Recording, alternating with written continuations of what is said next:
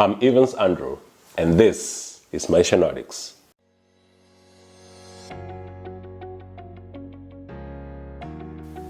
In Maisha Nordics today, we're going to talk to Mr. Solomon, an immigrant in Finland who says enough is also enough.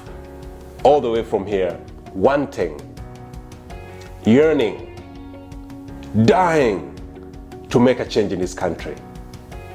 Maisha Nordics, stories as we are.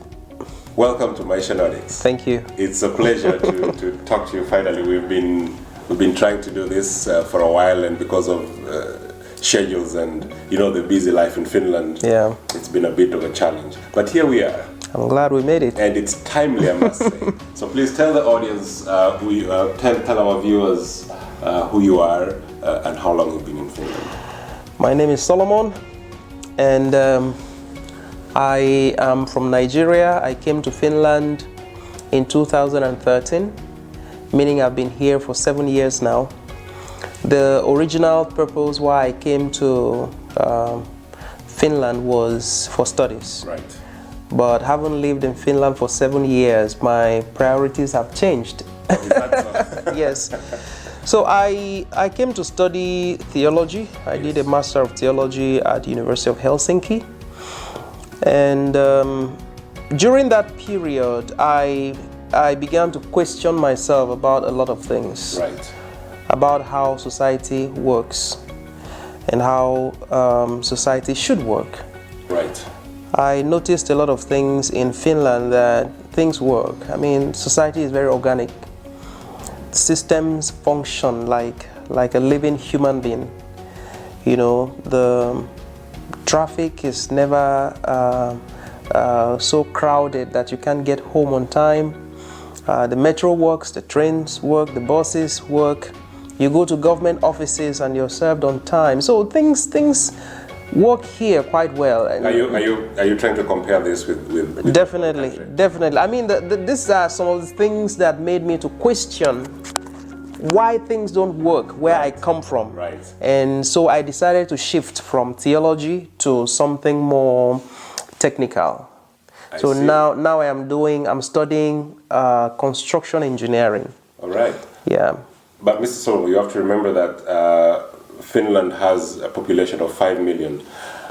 Estimation for Nigerian population, which, there's a lot of diaspora in Nigeria, but the estimation of Nigerians at the moment is 200 million.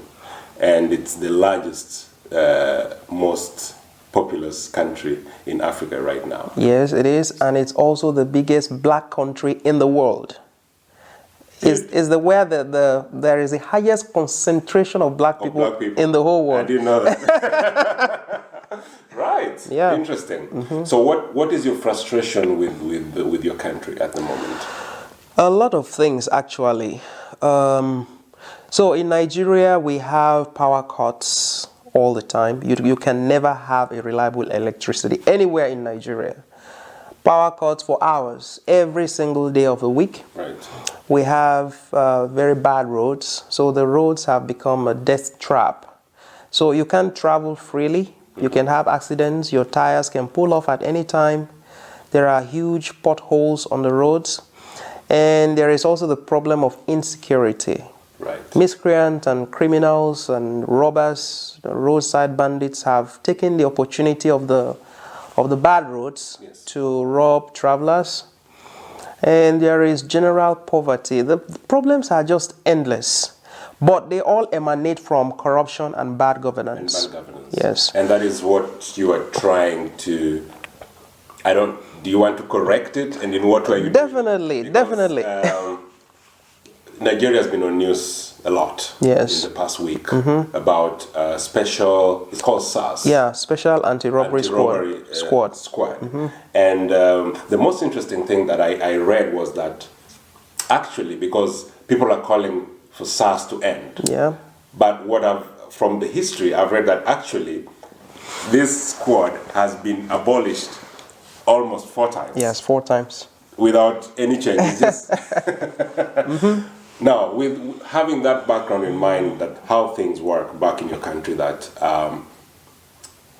change is change in face value, but on the back, it's the same bureaucracy, same agents of corruption, same lethargy in doing something tangible for the masses. What is it that you think will change when you make a move? In Nigeria, there are two ways a change can come. Yes. And I've spoken about this a couple of times. It can be through a revolution or through an evolution. So the revolution comes quickly, comes drastically. It's an overhaul of the political system. And it comes with a little bit of hostility or violence. Tables are turned over. People may die because the powers that be will want to defend their positions. They will send the military to kill and things like that. That is a revolution. Many Nigerians now want a revolution because they've tried things peacefully and it hasn't worked. However, I support the evolution process. This one is gradual. It takes a lot of time. It involves smart young people getting into politics. Church leaders getting into politics, teachers, nurses, doctors, engineers, people getting involved in the strategic development of their own society. And this is what I am pushing. So I have been a pastor for many years now, and many pastors preach against getting involved in politics, and that is totally wrong. Because the original purpose we were created as humans was for leadership, to provide responsible, transparent, innovative, creative leadership for the world. So God said, let us make them in our image. Let's make humans like us so they can provide leadership. Right. So Christians and believers in God, our primary duty in this world is to provide leadership. Leadership that will maintain a good environment, leadership that maintains equality, leadership that maintains a cohesive society, equity, distribution of resources and things like that. A leadership that continues to develop humanity, the intellectual powers of humanity. That is the leadership God created us for. So pastors should never preach that Christians shouldn't join politics or participate in politics. Because politics is leadership. Politics is leadership. And that's another point, because people tend to view politics as something bad. Like if you do something bad, they will say, hey, you're playing politics with me. So politics has become synonymous with trick. But you have to accept that because of what the politicians have done over time has given this kind of name to politics. And therefore, you now saying that you want to shift whatever you came here to do, or you've already shifted and gone into engineering. How are you going to use the knowledge that you're gaining now, merge it with politics, and make a change in your country? Give me a timeline. I cannot give a precise timeline now, but projected. Okay, so the timeline is like within the next 10 years, I will be fully and completely and permanently in Nigeria, practicing engineering to support my living, and participating fully also in politics and church activities. Right. But I really want to be involved in politics and raise a new set of leaders to take over politics. Now, you mentioned before that politicians haven't behaved well in the past. Politics is poorly viewed today because of that. But there's a solution. If the good people come into politics, then politics changes. The reason why politics is bad now is because it's full of corrupt people. Imagine if intellectuals, imagine if technocrats, imagine if people with very high moral standards flooded and filled up political parties and formed the majority in these parties. It is much more likely that they would make policies that will lead communities and countries forward. than when they stand aloof and allow selfish people and corrupt people to take over politics. So this is what I'm thinking. I'll practice my engineering, try to improve the infrastructure, in Nigeria first, and then broaden out. But also participate in politics and encourage every good person I know to join politics at the grassroots level. I hear you, Mr. Solomon. Going back to what you've just mentioned there, and thank you for giving that projected timeline about your plans. Now, you have to remember that some of the leaders, or a good percentage of the leaders back in Africa, and let's be specific to Nigeria, are people who are educated. Yeah. They have some of them have been educated in Western countries. Yeah. And they know the processes of democracy and how to make a country successful. Yeah. Now, they say that power corrupts. Absolutely, absolute power corrupts. Yeah. My reservations with what has happened, and I'm not being optimistic, I'm being realistic over time because of what I've seen happening, is that even these people, even the people you're giving a clarion call to come together as technocrats, as engineers, as doctors, all this, we already have most of them in leadership. True. In Africa. True. In Nigeria. True. In Kenya, in all these countries, and yet we're still languishing with this ghost beer-headed corruption. True. What is going to be different this time, and what is your plan to bring this kind of people together? Okay.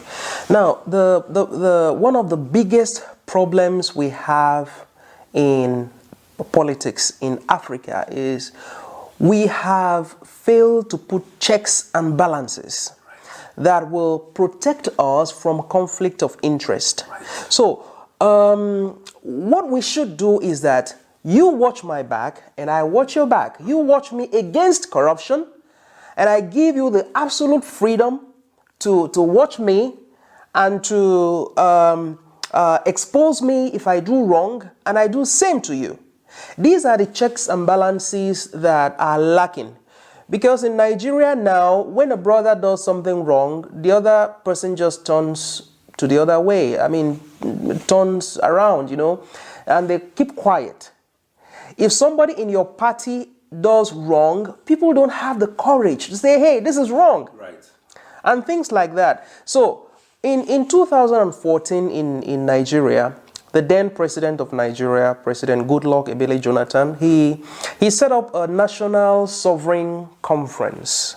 He brought people from every part of Nigeria, some chiefs, some kings, and some professors and doctors and representatives of the religious bodies and the various professional bodies and political parties all over Nigeria. Right. Experienced people. Yes. Who sat down and deliberated about the problems that were facing Nigeria then and are still facing Nigeria now, and outlined solutions, and also outlined the various arms of government that should spearhead solution in every part. Right. And they also recommended some policy changes, some amendments in the constitution and things like that. They outlined all of these things. And I think that if Nigeria implements the recommendations of that Sovereign National Conference, it will handle more than 90% of the problems Nigeria now has. Right. And some of their recommendations include these checks and balances I am telling you, where the judiciary is completely independent and becomes a check on the executive, yes.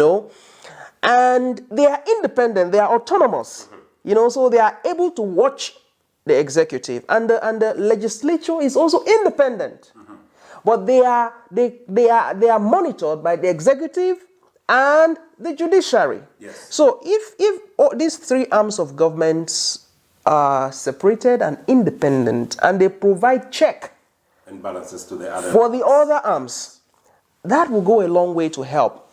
And who says we have to follow the Western model of leadership?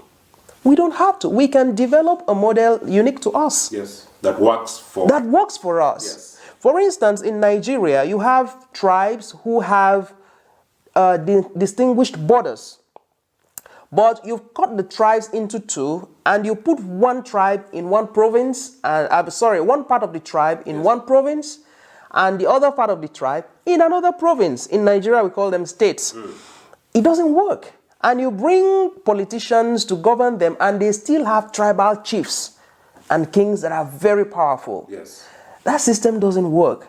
So for me, I think we can divide Nigeria not by local governments or councils, but by tribes and languages and ethnic groups. Okay. And the tribal leaders could be trained to provide administrative leadership. Yes. Within their tribe. So if you speak same language, you are in the same block, no matter how small or large. Right. And within the large blocks, we could have smaller blocks, but we are together as a federation. And resources that come from a certain block will be controlled by that block, but they pay tax, proportional tax to the federal government. So we don't operate states like Texas, like Ohio and things like that, but our states will be based on Igbo, Yoruba, Kanuri, the various tribes. Right. And their traditional rulers are the administrators. And what makes you have a strong conviction? Because there's already states based on, as you said, cultural chief leaders and administrative governors from representative of central government. Yeah. If these are divided into tribes, would this not be more or less the same division, just transferred differently? Yes, it will be, but it will douse some of the tensions we now have. Because right now, I am from the southern part of Nigeria. I'm from Port Harcourt. I am an Ogoni person. If I live in Lagos, even if I live in Lagos all my life, I can never be voted for in Lagos. I can never contest for anything in Lagos because I am not from Lagos. So even if I live in Lagos all my life, the Lagosians don't see me as one of them. Right. It just wouldn't work in Nigeria. So I feel that if Nigeria is divided based on the ethnic identities, the language, the culture, the things that bind a group of people together, it's a lot better. It removes all the tension. They are able to govern themselves and contribute something to the central government. Right. In that case, we live together in peace. We become more aware of our differences so that we can live together. We don't forget our differences and our identities. We become more aware of them so that we can live together peacefully. Good. So that's what I think. Good. Let me bring you back to hashtag EndSARS. Okay. There's been talk about millennials being the power behind EndSARS. That our generation, for example, have been complacent to bad leadership and has grown to tolerate it. Millennials have been blamed over time of being entitled, being outspoken. But as it turns out, they are the ones in the front protesting about the problems and corruption and lethargy and all these aspects of government that are taking Nigeria back. What is your view in how to keep government in check? Because protests are good, but as you can see, people are dying. And as we always know, no change comes without a bit of bloodshed, especially in Africa. How can you and your future plans co-opt millennials into this change process and also find a way that people don't get hurt? This might be a tough, but what is the balance of bringing change without bloodshed? So it is true that millennials in Nigeria are becoming much more aware of the anomalies in Nigeria right now. They are frustrated, they are angry, and they've decided that enough is enough. In Nigeria, we say our mumu don't do, meaning that this is the end of our foolishness. Yes. We will no longer tolerate this. So millennials are coming out now, and it's something really good. But we have to understand that they are millennials. They are young people. They've not experienced a lot of things, and so they need the help of the older people. I always say that it is not just about the age. But it is the older people, because of the laxity, because of the complacency of the older people. Yes. Is the reason why they are coming out. That is true. So we don't need to be in the front line anymore. We just support them now. Mandela wasn't a young man when he became president of South Africa. Right. But he wasn't a corrupt person either. Right. And we've had some younger presidents in Africa who are very corrupt. So, Right. so age is not the primary factor when it comes to corruption. Right. Thank you, Mr. Solomon. I mean, I of course, listening to you now, your plan is concrete, and hopefully something good will come out, and that your country will rise out of this ash that is covering it right now. All the best in your plans, and let's continue. I mean, Maisha Nordics is here for this platform. That is where we talk to immigrants, both here and outside Finland. That what are their plans? What can we do to make our societies better? Yep. So before I close, what would be your last messages to Nigerians living in Finland? Because there's a protest today. Yeah, there's protest today. There's a protest today about end SARS. Yes. What would be your message for the Nigerian diaspora? Because you're not in Nigeria now, but you're yearning to make change, that your country gets better. Yes. What is your message? Well, we want to go home. This is not our home. Yes. So all Nigerians living in around Helsinki, in Vantaa, Espoo, all around Helsinki, the Nigerians in diaspora in Finland is organizing this protest, End SARS protest. It is true that SARS has been disbanded, but SARS now represents bad governance. It represents corruption. It represents all the chaos in Nigeria. And so this protest is just a symbol to say we want better governance in Nigeria. So if you are Nigerian and all friends of Nigeria in Finland, around Helsinki, please join us for this protest.